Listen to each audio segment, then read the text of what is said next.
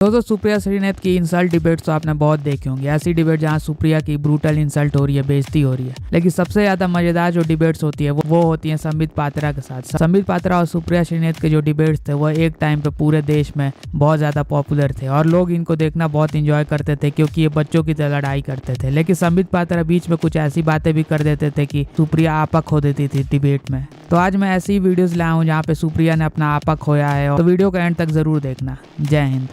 दो कारणों से ऐसा होता है। एक तो आपके फोन में ऐसा कोई कंटेंट है जो आप डरते हो कि लीक हो जाएगा। देखिए अभी कांग्रेस की प्रवक्ता ने कहा कि उन्हें कोई फर्क नहीं पड़ता कि आप क्या करते हैं, चीन के साथ आप गलवैये करते हैं, चीन के साथ झूला झूलते हैं, हमें उनको कोई फर्क नहीं पड़ता। मगर हमें तो फर्क पड़ता है कि 2008 में जो MOU हुआ था, क्या मैसेजेस आते हैं, क्या आदान प्रदान हुआ था, क्या कंटेंट है उनके फोन में जो वो सबमिट नहीं कर रहे। दूसरा, अगर आपके नाम पे या मेरे नाम पे फोन नहीं है तो स्वाभाविक रूप से हम अपने फोन का FIR नहीं करा सकते हैं क्योंकि तब ये तथ्य प्रकट हो जाएगा कि इनके नाम पर ही फोन नहीं है। तो दोनों में ऐसा क्या कारण है जो राहुल गांधी अपने फोन के नाम पर ना FIR कर रहे हैं, ना उसे फॉरेंसिक जांच के लिए सबमिट कर रहे हैं। राहुल जी का फोन भी ले लेना चाहते हैं? नहीं, मैंने प्रस्ताव शुरू में ही रखा था। अगर ये हिंदुस्तान के कोर्ट पर विश्वास नहीं करते, ED, PD, CBI या किसी पर विश्वास नहीं करते तो ये इटली में दे सकते। देखिए मैं राहुल गांधी के फोन पे अटका नहीं हूँ, राहुल गांधी के फोन पे अटकने का किसी को शौक नहीं है। मैं सिर्फ इतना कह रहा हूँ राहुल गांधी अपने फोन पे भटक गए हैं। अगर उनको वाकई किसी ठहराव के साथ इस पे जांच कराना है और वो जानते हैं कि उनके फोन में हथियार है तो ये तो साइंटिफिक है। सुप्रिया जी जानना चाहते हैं राहुल गांधी ने वैक्सीन कौन सी लगवाई है और लगवाई है या नहीं लगवाई, क्योंकि अभी सोर्सेज से खबर आ रही है कि ये कौन है और मैं इनको क्यों बताऊंगी? ये कौन है और मैं इनको क्यों बताऊंगी? तू है कौन रे? टैंकर। तो आप कौन है जो आपको हम बताएंगे सब कुछ? मेरा दूसरा तो आप कौन है जो आपको हम बताएंगे सब कुछ? यहाँ पर सारा सवाल तो हमसे पूछ ले रहे हैं, तो आप कौन हैं? आपने DNA पूछ लिया बिहार का, सब लोग चुप रहे। आपको लगता है आप बकैती करेंगे, अब आप औरतों के फोन में झांकेंगे? अरे भैया क्या हो रहा है ये? नहीं वो तो आप राहुल गांधी से पूछिए बैंकॉक में वो क्या करते हैं, वो बता देंगे। नहीं बैंकॉक में राहुल गांधी क्या करते हैं वो बता देंगे आपको। आप फोन करके पूछ लीजिए मैडम, राहुल गांधी बैंकॉक में क्या करते हैं ये आप भी जानती हैं। साहब किसकी कराते थे सबको पता है। गुजरात बताइए ना, बताइए। आपको इतना अगर वीडियो आप अगर मजे ले लेकर ये जानना चाहती हैं तो मैं बता रहा हूँ ना, ऐसा अगर शौक है तो राहुल गांधी से पूछ लीजिए बैंकॉक में क्या करते हैं, वो बता देंगे आपको। मुझे लगता है विषय पे रहना चाहिए। बैंकॉक कौन जा रहा है, राहुल जी बैंकॉक जा रहे हैं नहीं जा रहे, वो विषय नहीं है। स्मृति जी विषय नहीं है, मुझे लगता है तो विषय उस पर रहना चाहिए। मैं जवाब दे दूं? आप झूठ बोलते हैं। एक सेकंड मैं प्लीज जवाब दे दूं। अमीश भाई ठीक है, आपने बोला संबित झूठे, जवाब सुन लीजिए। मैं गाली गलोच में विश्वास नहीं रखता हूँ, शांति से बात कर लो। सुप्रिया जी बस एक सेकंड। नहीं रुबिका सुप्रिया जी प्लीज एक सेकंड रुक जाइए प्लीज। नहीं रुबिका जी कोई मतलब नहीं है डिस्कशन करने का। आप दूसरे को बोलने नहीं देते हैं, आप अपना जजमेंट पास करके आगे निकल जाती है। क्या मतलब है इस बहस? जजमेंट नहीं है, मेरा सवाल है। इनकी बौखलाहट दिखा रही है। आपका सवाल नहीं है, आपका जजमेंट है। आप तीखी टिप्पणियां करती हैं, आप बदतमीजी से बात करती हैं गेस्ट और आपको लगता है आप अच्छी लग रही हैं, बहुत अच्छी बात है। You have the highest voice on this show बिगाड़ने के लिए आई हैं। लेकिन अगर आपको ये लगता है कि मैं आपके सामने फील नहीं है, मैंने आपको तथ्य दिखाया, आईना दिखाया तो आप चिढ़ गई। आपको लग रहा है मैं बदतमीजी कर रही हूँ। दूसरों की परेशानियों पर आप सोल्यूशन ढूंढने निकलेंगे मैडम, तो कांग्रेस पार्टी फिर ऐसे तो आगे नहीं बढ़ने वाली है। मैं सच कह रही हूँ आपको। अब मैं टिप्पणी नहीं कर रही हूँ, आप मेरी परेशानियां सुनिए और जो जवाब मैं दे रही हूं वो सुनिए। मैडम की चिंता बाद में कीजिएगा, तब कीजिएगा जब आप सरकार में आ जाए। अभी आप अपनी पार्टी की चिंता कीजिए, वो सबसे महत्वपूर्ण है।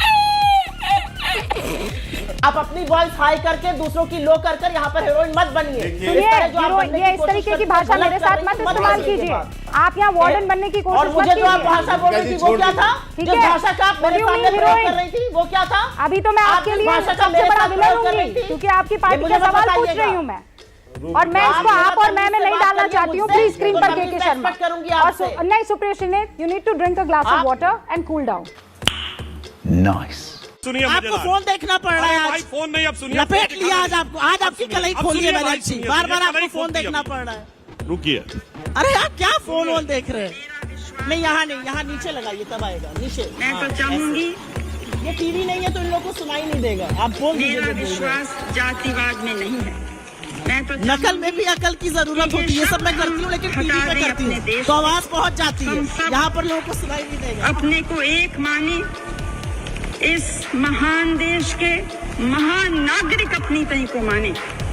किन बातों ने हमको पीछे रखा, से रोड़े हमारे रास्ते में आए कि हम तेजी से आगे नहीं बढ़ सके। कुछ ऐसे लोग हैं, कुछ ऐसे तबके हैं।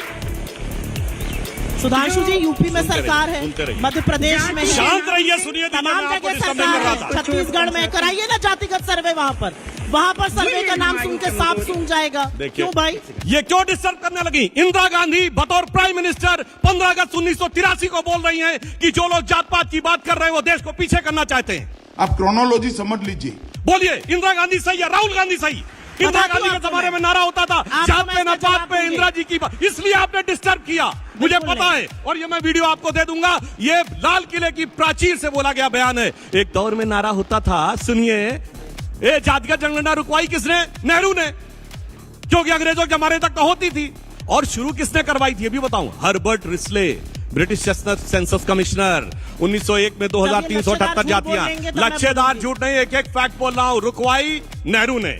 यहाँ पर महाराष्ट्र की बात की जा रही है, और महाराष्ट्र की जब बात की जाएगी तो सारे मुद्दों पर चर्चा होगी कि कैसे इनके भ्रष्टाचार के तंत्र के चलते 3 तिगाड़ी ने शिवाजी की मूर्ति को ही ध्वस्त कर दिया। चर्चा तो होगी ना कि कैसे महाराष्ट्र के गौरव, हमारे सबके हृदय सम्राट शिवाजी की मूर्ति को ध्वस्त इनके भ्रष्टाचार ने किया। चर्चा होगी बदलापुर पर, जिसका नाम नहीं लेती है भारतीय जनता पार्टी। चर्चा होगी कि कैसे लोकसभा में इनका सुपड़ा साफ हुआ महाराष्ट्र में, और फिर हमारी सीटें कैसे बढ़ी, ये सारी चर्चा होगी। चर्चा तो ये भी होगी कि जिस गुजरात मॉडल की आप दुहाई दे रहे हैं वो हरियाणा में भी लागू किया था भारतीय जनता पार्टी ने। यहां पर भी सीएम, यहां पर भी डिप्टी सीएम, यहां पर भी अध्यक्ष बदला था। उसका नतीजा सबके सामने है।